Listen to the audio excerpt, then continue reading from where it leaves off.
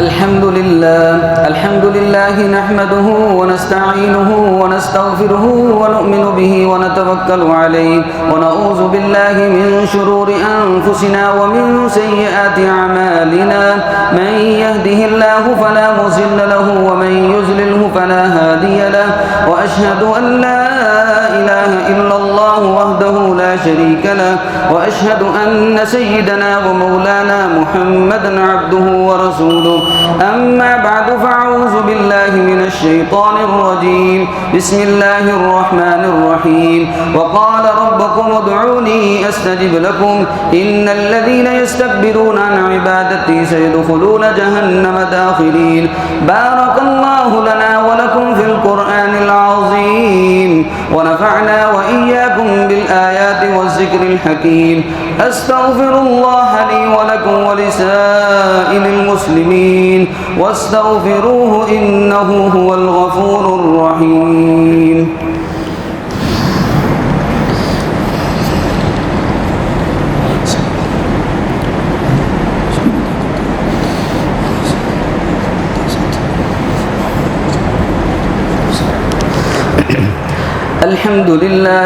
الحمد لله نحمده ونستعينه ونستغفره ونؤمن به ونتوكل عليه ونعوذ بالله من شرور أنفسنا ومن سيئات أعمالنا من يهده الله فلا مضل له ومن يضلله فلا هادي له وأشهد أن لا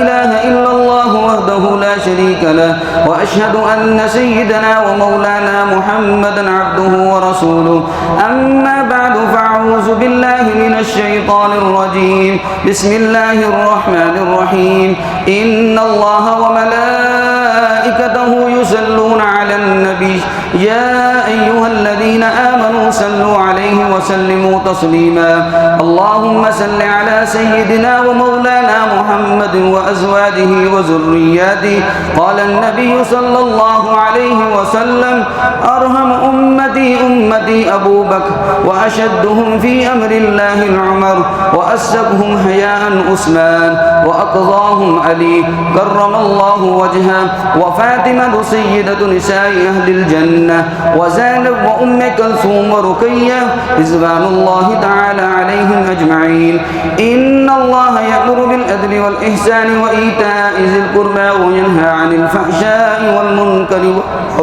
يعظكم لعلكم تذكرون اذكروا الله يذكركم ولذكر الله تعالى أعلى وأجل وأتم وأكمل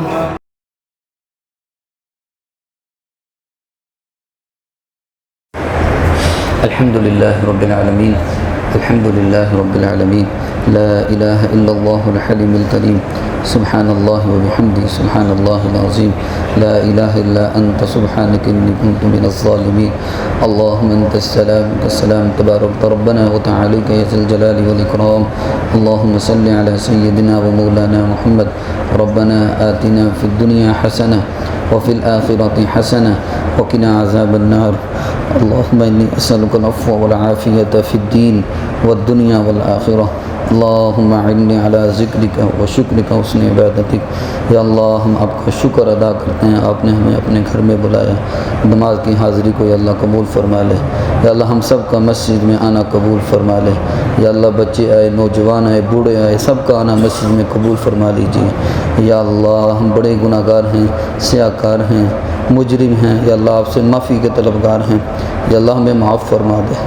या अल्लाह हमें माफ़ फरमा दे या अल्लाह हमें माफ़ फरमा दे या अल्लाह हमारे भाइयों को माफ़ फरमा दे या अल्लाह पूरी उम्मत को माफ़ फरमा दे या अल्लाह पूरी उम्मत को माफ़ फरमा दे या अल्लाह जितने भी हमारे रिश्तेदार या अल्लाह घरों में अस्पतालों में बीमार हैं आप जानते हैं जिस जिस बीमारी के अंदर हैं या अल्लाह हमारे मरीज़ों को शिफ़ाए कामिला आजिला अता फरमा दीजिए हम आपका शुक्र अदा करते हैं आपने हमारे मरीज़ों को सेहत दी ज़िंदगी दी हाफ़िज़ नबी साहब को या अल्लाह उनको मोहताज ना बनाना खुशी हुई मस्जिद में आए या अल्लाह उनका मस्जिद में आना कबूल फरमा दीजिए या अल्लाह उन्हें मुकम्मल सेहतयाब फरमा दीजिए या अल्लाह आफ़ियत वाला खैर वाला या अल्लाह मामला फरमा दीजिए मांगना नहीं आता टूटे फूटे الفاظ کے ساتھ مانگ رہے ہیں، اس کامل یقین کے ساتھ مانگ رہے ہیں۔ یا اللہ اتنی زندگی ہوگی کبھی آپ نے ہم سب کو کبھی رسوا نہیں کیا، جتنی زندگی باقی ہے یا اللہ رسوا نہ کرنا،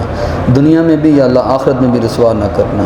اپنا ہم سب کو محتاج رکھنا، یا اللہ غیروں کی محتاجی سے یا اللہ ہم سب کو بچا لینا۔ یا اللہ پریشان کن حالات ہیں لیکن ہمارا کامل یقین ہے انشاءاللہ یا اللہ حالات بہتر ہوں گے۔ یا اللہ ہمارے بھائی جو پریشان ہیں، کاروباری حالات بڑے پریشان کن ہیں، یا اللہ دعاؤں کے لیے کہتے ہیں، یا اللہ ان کے لیے بہترین انتظام فرما دیجیے، رزق حلال وافر نصیب فرما دیجیے، رزق حلال وافر نصیب فرما دیجیے۔ یا اللہ کو بندشیں ہیں یا اللہ ان کو دور فرما دیجیے۔ یا اللہ ہمیں یقین ہے انشاءاللہ یا اللہ آپ ضرور ہماری دعاؤں کو سنیں گے، ہمارے ان بھائیوں کی یا اللہ پریشانی کو دور فرما دیجیے۔ یا اللہ جو حجاج کرام پہنچ چکے ہیں یا اللہ ان کی دعاؤں کے اندر ہمارا حصہ بنا دیجیے، جن نے ابھی سفر کرنا ہے یا اللہ ان کے لیے سفر میں آسانی پیدا فرمانا، یا اللہ ان کی دعاؤں میں یا اللہ ہمارا حصہ بنا دیجیے۔ ہم سب کو اپنے گھر کی زیارت نصیب فرما دیجیے، ہم سب کو اپنے گھر کی زیارت نصیب فرما دیجیے۔ یا اللہ جو کچھ مانگا وہ عطا فرما دیجیے، جو نہیں مانگ سکے وہ بھی عطا فرما دیجیے۔ یا اول الاولین یا آخر الآخرین